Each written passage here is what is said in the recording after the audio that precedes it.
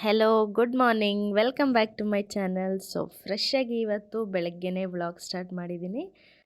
ಬೆಳಗ್ಗೆನೇ ಅಂದರೆ ಇದೇನು 6 ಗಂಟೆ 7 ಗಂಟೆ ಟೈಮ್ ಅಲ್ಲ, 9:30 10 ಗಂಟೆ ಟೈಮ್ ಇದು. ಸೊ ಇವತ್ತು ಅಪರೂಪಕ್ಕೆ ಬೆಳಗ್ಗೆನೇ ಬಿಸಿಲು ಬಂದಿತ್ತು, ಹಾಗಾಗಿ ಒಂದು ರೌಂಡ್ ಓಡಾಡ್ಕೊಂಡು ಹೋಗೋಣ. ಸೂರ್ಯನ ಕಿರಣ ಮೈ ಮೇಲೆ ಬೀಳಬೇಕು, ದೇಹಕ್ಕೆ ಮೂಳೆಗಳಿಗೆ ತುಂಬಾ ಒಳ್ಳೆಯದು. ಸೊ ಹಾಗಾಗಿ ಒಂದು ರೌಂಡ್ ಓಡಾಡ್ಕೊಂಡು ಹೋಗೋಣ ಅಂತ ನಾನು ನನ್ನ ಮಗಳು ಇಬ್ಬರು ಪಾರ್ಕಿಗೆ ಬಂದಿದ್ದು. ಇನ್ನು ಗೃಹಿಣಿಯರಾದ ನಮಗೆ ಟೈಮ್ ಅಲ್ಲಿ ಇಲ್ಲಿ ನಿಂತು ಕೂತುನೇ ಹೊರ್ಟೋಗ್ಬಿಡುತ್ತೆ. ಅದನ್ನು ನಾವು ಬ್ಯಾಲೆನ್ಸ್ ಮಾಡಬೇಕು ಅಂದರೆ ನಮ್ಮ ಕೆಲಸಗಳನ್ನ ಚುರುಕು ಮಾಡಬೇಕಾಗುತ್ತೆ. ಸೊ ನಾವು ಚುರುಕಾಗಿ ಎಷ್ಟು ಆ್ಯಕ್ಟಿವ್ ಆಗಿ ಇರ್ತೀವೋ ಮನೆ ಕೆಲಸಗಳು ಅಷ್ಟು ಬೇಗ ಆಗುತ್ತೆ. ಮನೆ ಕೆಲಸಗಳು ಬೇಗ ಆದಷ್ಟು ನಮಗೆ ಒಂಥರ ಸಮಾಧಾನ ಮತ್ತು ಖುಷಿನೂ ಆಗುತ್ತೆ. ಸೊ ನಾವು ಬೇಗ ಎದ್ದು ಕೆಲಸ ಎಲ್ಲನೂ ಮುಗಿಸ್ಬಿಟ್ರೆ ಅವತ್ತೊಂಥರ ಸಮಾಧಾನ ಅನಿಸ್ತಾ ಇರುತ್ತೆ. ಇನ್ನು ಪೂಜೆ ಪುನಸ್ಕಾರ ಇದ್ದ ದಿನಗಳಲ್ಲಿ ಬೇಗ ಎಲ್ಲ ಮುಗ್ದೋದ್ರಂತೂ ಇನ್ನೂ ಖುಷಿ ಅನಿಸುತ್ತೆ. ಸೊ ಆವಾಗ ನಮಗೆ ಸ್ವಲ್ಪ ಮೀ ಟೈಮ್ ಅಂತ ಸಿಗುತ್ತೆ, ನಮಗೆ ಆದ ಸ್ವಲ್ಪ ಟೈಮ್ ಸಿಗುತ್ತೆ. ಸೊ ನಾನಿಲ್ಲಿ ದಿನ ಚಿತ್ರಾನ್ನ, ಉಪ್ಪಿಟ್ಟು, ಪುಳಿಯೋಗರೆ ಅಂತ ಬೋರ್ ಆಗಿತ್ತು ಮಾಡಿ. ಸೊ ಹಾಗಾಗಿ ಇವತ್ತು ಒಂದು ಎಗ್ ಬ್ರೆಡ್ ಟೋಸ್ಟ್ ಮಾಡೋಣ ಅಂದ್ಬಿಟ್ಟು ಇಲ್ಲಿ ವೆಜಿಟೇಬಲ್ನೆಲ್ಲ ಸ್ವಲ್ಪ ದೊಡ್ಡ ದೊಡ್ಡ ಕಟ್ ಮಾಡಿಕೊಂಡು ಅದನ್ನು ವೆಜಿಟೇಬಲ್ ಚಾಪರಲ್ಲಿ ಸಣ್ಣಕ್ಕೆ ಚಾಪ್ ಮಾಡ್ಕೋತಾ ಇದ್ದೀನಿ. ಸೊ ಕಟ್ ಮಾಡ್ಕೋತೀವಿ ಅಂದರೆ ಕೈಯಲ್ಲೇ ಸಣ್ಣಗೆ ಕಟ್ ಮಾಡ್ಕೋಬೋದು. ನಾನಿಲ್ಲಿ ಟೈಮ್ ಸೇವ್ ಆಗಲಿ ಅಂತ ಹೀಗೆ ಮಾಡ್ತಾಯಿದ್ದೀನಿ ಅಷ್ಟೇ. ಸೊ ನಾವು ಆದಷ್ಟು ಸ್ಮಾರ್ಟ್ ವರ್ಕ್ಗಳನ್ನ ಮಾಡಬೇಕು ಹಾರ್ಡ್ ವರ್ಕ್ಗಿಂತ. ಆಗ ಮನೆ ಕೆಲಸಗಳು ಬೇಗ ಆಗುತ್ತೆ. ಸೊ ನಮಗೂ ಕೂಡ ಅಷ್ಟು ಸ್ಟ್ರೆಸ್ ಆಗೋದಿಲ್ಲ.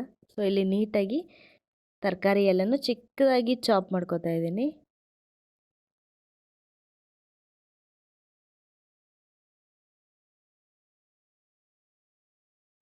ಇನ್ನು ಇದನ್ನು ಇನ್ನೊಂದು ಬಾಕ್ಸ್ಗೆ ಹಾಕ್ಕೊಂಡು ಅದಕ್ಕೆ ಸ್ವಲ್ಪ ಪೆಪ್ಪರ್ ಪೌಡರ್ ಹಾಕೋತಾ ಇದ್ದೀನಿ, ಮೆಣಸಿನ ಪುಡಿ, ಕಾಳು ಮೆಣಸಿನ ಪುಡಿ. ಯಾಕೆಂದರೆ ಮೆಣಸಿನ್ಕಾಯಿ ಹಾಕಿದ್ರೆ ನನ್ನ ಮಗಳಿಗೆ ಖಾರ ಅಂತೇಳಿ ಅಷ್ಟು ತಿನ್ನೋದಿಲ್ಲ. ಸೊ ಹಾಗಾಗಿ ಸ್ವಲ್ಪ ಟೇಸ್ಟಿಗೆ ಅಂತ ಪೆಪ್ಪರ್ ಪೌಡರ್ ಮತ್ತು ಸ್ವಲ್ಪ ಉಪ್ಪು ಹಾಕ್ಕೊಂಡು ಮೊಟ್ಟೆ ಹಾಕ್ಕೊಂಡು ನಾನಿಲ್ಲಿ 2 ಮೊಟ್ಟೆ ಹಾಕೋತಾ ಇದ್ದೀನಿ. 2 ಮೊಟ್ಟೆ ಹಾಕಿ ಚೆನ್ನಾಗಿ ಬೀಟ್ ಮಾಡ್ಕೋಬೇಕು. ಇನ್ನು ನಮಗೆ ಹೆಂಗಸರುಗಳಿಗೆ, ಗೃಹಿಣಿಯರಿಗೆ ಡೈಲಿ ಒಂದೇ ರೋಟೀನ್ ಇರುತ್ತೆ. ಪಾತ್ರೆ ತೊಳಿ, ಕಸ ಗುಡಿಸು, ತಿಂಡಿ ಮಾಡು, ಮಕ್ಳಿಗೆ ತಿಂಡಿ ಕೊಡು, ಗಂಡನಿಗೆ ತಿಂಡಿ ಕೊಡು, ಆಫೀಸಿಗೆ ಕಳಿಸು, ಸ್ಕೂಲಿಗೆ ಕಳಿಸು, ಮತ್ತು ಮನೆ ಕ್ಲೀನ್ ಮಾಡು, ಮತ್ತು ಅಡುಗೆ ಮಾಡು, ಇಷ್ಟೇ ಇರುತ್ತೆ. ಒಂದು ಒಂದು ಫೈನಲ್ ಡೇ ಏನು ಅನಿಸ್ತಾ ಇರುತ್ತೆ ಅಂದರೆ, ಫೈನಲ್ ಡೇ ಅಂತಲ್ಲ, ಇದನ್ನು ಒಂದು ಮಾಡಿ ಒಂದು 4-5 ದಿನಕ್ಕೆ ವಾರದಲ್ಲಿ ಡೈಲಿ ಇದೇ ಕೆಲಸ ನಮಗೆ ಒಂಥರ ಬೋರ್ ಆಗಿಬಿಟ್ಟಿರುತ್ತೆ. ಇನ್ನೇನು ಇಲ್ವಾ ನಮ್ಮ ಲೈಫಲ್ಲಿ, ಬರೀ ಇಷ್ಟೇನ, ಅಡುಗೆ ಮನೆ ಒಂದೇ ನಮ್ಮ ಪ್ರಪಂಚನ ಅನ್ನಿಸ್ತಾ ಇರುತ್ತೆ. ಸೊ ಇದು ಒಬ್ರಿಗಂತಲ್ಲ, ಪ್ರತಿಯೊಬ್ಬರು ಗೃಹಿಣಿಯರಿಗೂ ಈ ಥರ ಒಂದು ಕಾನ್ಸೆಪ್ಟ್ ಮೈಂಡಲ್ಲಿ ಬಂದೇ ಬರುತ್ತೆ. ಸೊ ಆ ಟೈಮಲ್ಲಿ ನಮ್ಮನ್ನು ನಾವು ಮೋಟಿವೇಟ್ ಮಾಡ್ಕೋಬೇಕು.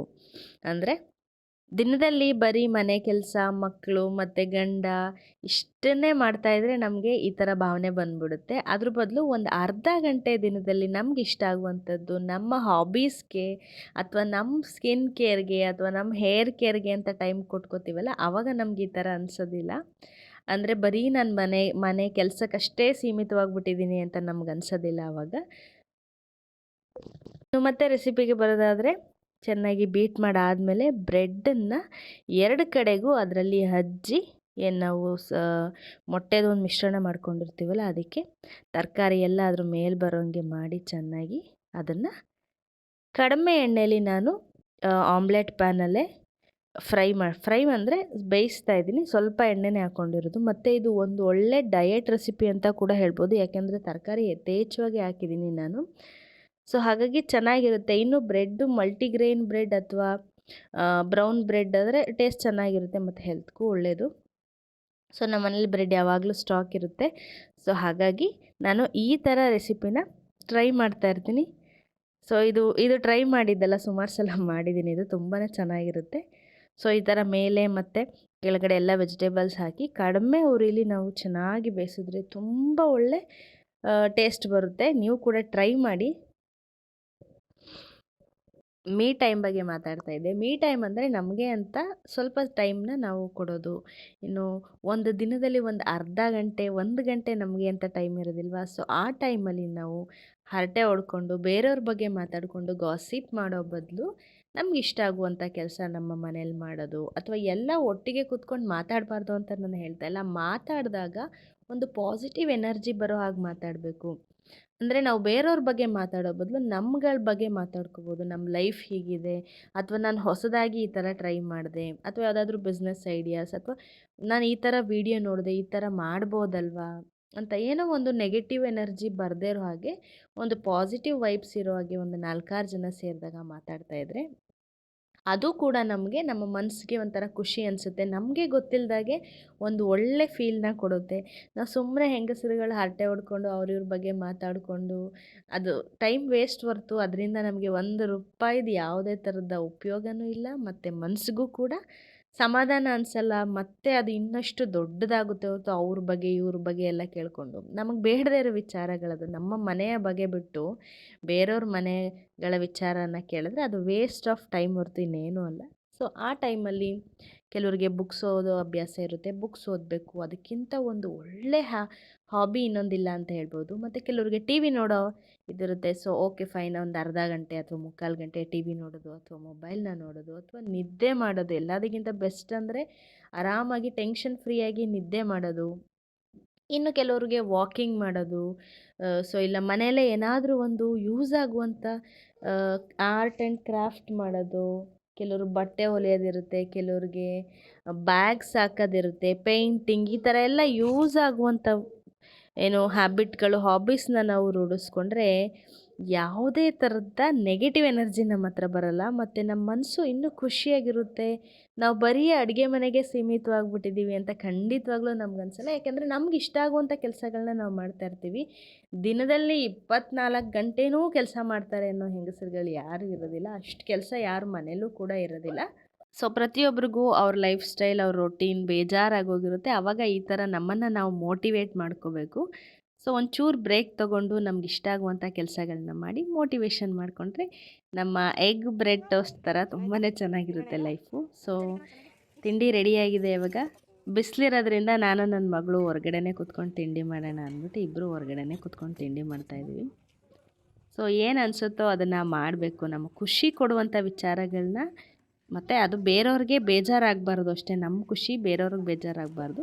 ಸೊ ಆ ಥರ ಯಾರಿಗೂ ಹರ್ಟ್ ಮಾಡದೆ ನಮ್ಮ ಖುಷಿನ ನಾವು ಕಂಡ್ಕೋಬೇಕು.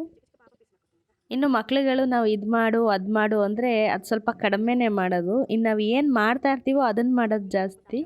ಸೊ ಹಾಗಾಗಿ ನಾವು ಯಾವಾಗಲೂ ಪಾಸಿಟಿವ್ ಆಗಿದ್ದು ಆ್ಯಕ್ಟಿವ್ ಆಗಿದ್ದರೆ ನಮ್ಮ ಮಕ್ಕಳು ಕೂಡ ನಮ್ಮನ್ನು ನೋಡಿ ಕಲಿತಾರೆ. ಸೊ ಒಂದು ಒಳ್ಳೆ ವಿಚಾರನ ನಾವು ರೂಢಿಸ್ಕೊಂಡ್ರೆ ಅದು ಮಕ್ಳಿಗೆ ಬರುತ್ತೆ. ನಾವು ಮಾಡಬೇಕು, ನಮ್ಮಮ್ಮ ಈ ಥರ ಮಾಡ್ತಾರೆ, ಸೊ ನಾವು ಕೂಡ ಅದೇ ದಾರಿಲಿ ಹೋಗಬೇಕು ಅನ್ನೋದು ಅವ್ರ ಮೈಂಡಲ್ಲಿ ಬರುತ್ತೆ. ಹೆಣ್ಣೊಂದು ಕಲಿತಾರೆ ಶಾಲೆಯೊಂದು ತೆರೆದಂತೆ ಅನ್ನೋ ಹಾಗೆ ಬರೀ ಎಜುಕೇಷನ್ ವಿಚಾರದಲ್ಲಲ್ಲ, ಮನೇಲೂ ಅಷ್ಟೇ ನಾವು ಖುಷಿಯಾಗಿ ಆ್ಯಕ್ಟಿವ್ ಆಗಿದ್ದರೆ ಮಕ್ಕಳು ಕೂಡ ಆ್ಯಕ್ಟಿವ್ ಆಗಿರ್ತಾರೆ, ಖುಷಿಯಾಗಿರ್ತಾರೆ, ಮನೆಯೇ ಖುಷಿಯಾಗಿರುತ್ತೆ, ಸಂತೋಷವಾಗಿರುತ್ತೆ. ಇನ್ನು ಇವತ್ತಿನ ಟಾಸ್ಕ್ ಆಫ್ ದಿ ಡೇ, ಇವತ್ತಿನ ಕೆಲಸ ಏನಿತ್ತು ಅಂದರೆ ಸ್ನಾನದ ಮನೆಯದು ಟೈಲ್ಸ್ ಎಲ್ಲ ಹಾಳಾಗಿತ್ತು, ಕೊಳೆ ಆಗಿತ್ತು. ಸೊ ಅದನ್ನು ಕ್ಲೀನ್ ಮಾಡಬೇಕಾಗಿದೆ ಇವತ್ತು. ಸೊ ಹಾಗಾಗಿ ನಾನೇನು ಮಾಡಿದೆ, ಎಲ್ಲೋ ನೋಡಿದ ನೆನಪು, ಇದನ್ನು ಟ್ರೈ ಮಾಡೋಣ ಅಂದ್ಬಿಟ್ಟು ಈ ಸೊಲ್ಯೂಷನ್ನ ಟ್ರೈ ಮಾಡ್ತಾಯಿದ್ದೀನಿ. ಒಂದು ಲೋಟದಷ್ಟು ನೀರು ಹಾಕ್ಕೊಂಡು ಒಂದು 3 ಸ್ಪೂನಷ್ಟು ಡಿಟರ್ಜೆಂಟ್, ನೀವು ಯಾವ ಡಿಟರ್ಜೆಂಟ್ ಬಳಸ್ತಾ ಇದ್ದೀರೋ ಬಟ್ಟೆ ಒಗೆಯೋಕ್ಕೆ ಆ ಡಿಟರ್ಜೆಂಟ್ನ ಒಂದು 3 ಸ್ಪೂನ್ ಹಾಕ್ಕೊಂಡು 1 ಸ್ಪೂನಷ್ಟು, ಅದೇ ಸ್ಪೂನಲ್ಲಿ 1 ಸ್ಪೂನಷ್ಟು ಸೋಡಾ ಹಾಕ್ಕೋಬೇಕು. ನಾನಿಲ್ಲಿ ಚಿಕ್ಕ ಸ್ಪೂನ್ ತೊಗೊಂಡಿದ್ದೀನಿ, ಅದಕ್ಕೆ 2.5 ಸ್ಪೂನಷ್ಟು ಹಾಕ್ಕೊಂಡಿದ್ದೀನಿ. ಸೊ ಇದನ್ನು ಬಾಯ್ಲ್ ಮಾಡೋ ಅವಶ್ಯಕತೆ ಇಲ್ಲ, ಅಂದರೆ ಕುದಿಸೋ ಅವಶ್ಯಕತೆ ಇಲ್ಲ. ಇದನ್ನು ಜಸ್ಟು ಆ ಪೌಡ್ರ್ ಏನು ಡಿಟರ್ಜೆಂಟ್ ಪೌಡ್ರ್ ಇರುತ್ತಲ್ಲ ಅದು ಕರಗೋ ಹಾಗಾದರೆ ಸಾಕು. ಇದನ್ನೇನು ಕುದಿಸೋ ಅವಶ್ಯಕತೆ ಇಲ್ಲ. ಇನ್ನೊಂದು 3 ಸ್ಪೂನಷ್ಟು ವಿನೆಗರ್, ಮನೇಲಿ ವಿನೆಗರ್ ಇತ್ತು ಆ ಕಾರಣ ವಿನೆಗರ್ ಹಾಕ್ಕೊಂಡೆ. ಇಲ್ಲ ಅಂದರೆ ನಿಂಬೆಹಣ್ಣಿನ ರಸನೂ ಕೂಡ ಹಾಕ್ಕೋಬೋದು. ಸೊ ಇಷ್ಟನ್ನು ಚೆನ್ನಾಗಿ ಕರಗಿಸ್ಕೊಂಡೆ. ಚೂರು ಬಿಸಿ ಆದರೆ ಸಾಕು, ಅವೆಲ್ಲ ಕರಗೋಗುತ್ತೆ ಸೊಲ್ಯೂಷನ್ನು. ಇದನ್ನು ನಾವು ಟೈಲ್ಸನ್ನು ಕ್ಲೀನ್ ಮಾಡೋದಕ್ಕೆ ಬಳಸಿದ್ರೆ ಒಂಥರ ರಿಸಲ್ಟ್ ತುಂಬ ಚೆನ್ನಾಗಿರುತ್ತೆ. ಸೊ ಇನ್ನು ಅದು ಡಿಟರ್ಜೆಂಟ್ ಎಲ್ಲ ಕರಗಿದೆ ಅಂದರೆ ಈ ಥರ ಒಂದು ಸ್ಪ್ರೇ ಬಾಟಲ್ ಇದ್ದರೆ ಮನೆಯಲ್ಲಿ, ಈ ಸ್ಪ್ರೇ ಬಾಟ್ಲಿಗೆ ಆ ನೀರನ್ನ ಫಿಲ್ ಮಾಡ್ಕೋಬೋದು. ನಮ್ಮ ಮನೇಲಿ ಇತ್ತು, ಸೊ ಹಾಗಾಗಿ ನಾನು ಬಳಸ್ಕೊಂಡಿದ್ದೀನಿ. ಇಲ್ಲ ಅಂದರೆ ಹಾಗೆ ಜಗ್ಗಿಂದ ಈ ನೀರನ್ನ ಟೈಲ್ಸ್ ಮೇಲೆ ಹಾಕೋಬೋದು. ಯಾವುದಕ್ಕೂ ಒಂದು ಇದ್ದರೆ ಮನೇಲಿ ಒಳ್ಳೆಯದು, ಏನಕ್ಕಾದರೂ ಉಪಯೋಗಕ್ಕೆ ಬರುತ್ತೆ. ಸೊ ಈಗಂತೂ ಮೀಶೋದಲ್ಲೆಲ್ಲ ನಮಗೆ ಕಡಿಮೆ ರೇಟಲ್ಲಿ ಸಿಗುತ್ತೆ, ಬೇಕಿದ್ರೆ ಒಂದನ್ನು ಪರ್ಚೇಸ್ ಮಾಡ್ಕೋಬೋದು.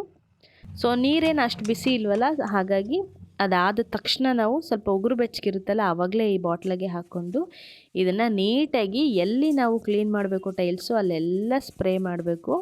ಸೊ ಇನ್ನು ನಾನಿಲ್ಲಿ ಪಾಲಿಥೀನ್ ಕವರ್ ಹಾಕ್ಕೊಂಡಿದ್ದೀನಿ ಕೈಗೆ, ಯಾಕೆ ಅಂದರೆ ಸೋಡಾ, ವಿನೆಗರ್ ಮತ್ತು ಡಿಟರ್ಜೆಂಟ್ ಅವೆಲ್ಲ ಕೈಗೆ ಒಳ್ಳೆಯದಲ್ಲ, ಆ್ಯಸಿಡ್ ಥರ ಅಲ್ವಾ. ಸೊ ಹಾಗಾಗಿ ಏನಾದರೂ ಹಾರ್ಮ್ ಆಗುತ್ತೆ ಅನ್ನೋ ಕಾರಣಕ್ಕೆ ನಾನು ಕೈಗೆ ಗ್ಲೌಸ್ ಹಾಕ್ಕೊಂಡು ಸ್ಪ್ರೇ ಮಾಡ್ತಾಯಿದ್ದೀನಿ. ಸ್ಪ್ರೇ ಮಾಡಿದ್ಮೇಲೆ ಒಂದು 15 ನಿಮಿಷ ಹಾಗೆ ಬಿಡಬೇಕು. 15 ನಿಮಿಷ ಆದಮೇಲೆ ನಾವು ನೀಟಾಗಿ ಅದನ್ನೆಲ್ಲ ಕ್ಲೀನ್ ಮಾಡ್ತಾ ಬಂದರೆ, ಉಜ್ಜುತ್ತಾ ಬಂದರೆ ಖಂಡಿತವಾಗ್ಲೂ ಅಲ್ಲಿರುವಂಥ ಕೊಳೆ, ಕ್ರಿಮಿಕೀಟ, ಜರ್ಮ್ಸ್ ಎಲ್ಲನೂ ಕೂಡ ಹೋಗಿ ಕ್ಲಿಯರಾಗಿ ಆಗುತ್ತೆ.